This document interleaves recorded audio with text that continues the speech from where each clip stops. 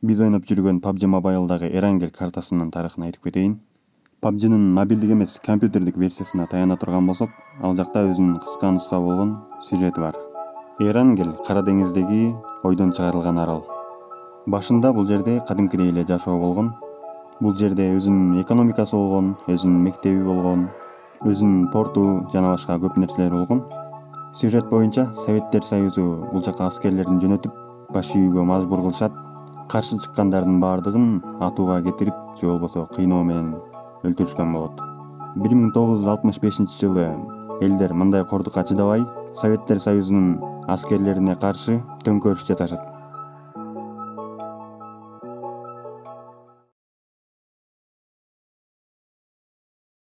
When I was a boy, I watched my world explode.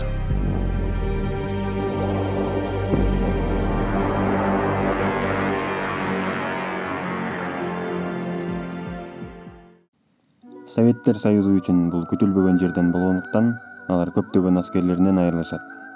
Буга жини келген совет бийлиги Эрангелдин адамдарын бирин калтырбай баардыгын өлтүрүп, бомбалап салууну чечишет.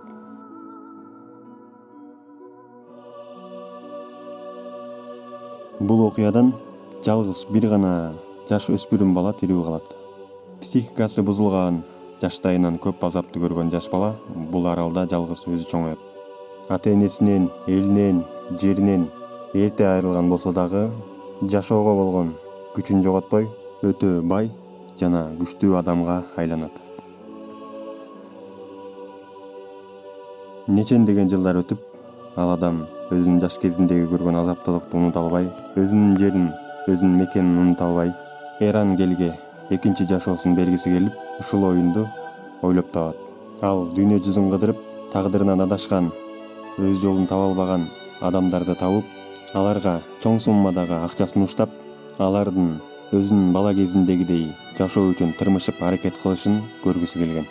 Жана ошондой эле сунушталган акчаны оюндан кийин эң акыркы бир гана тирүү калган адам жеңүүчү болуп алып кетет деп эреже койгон.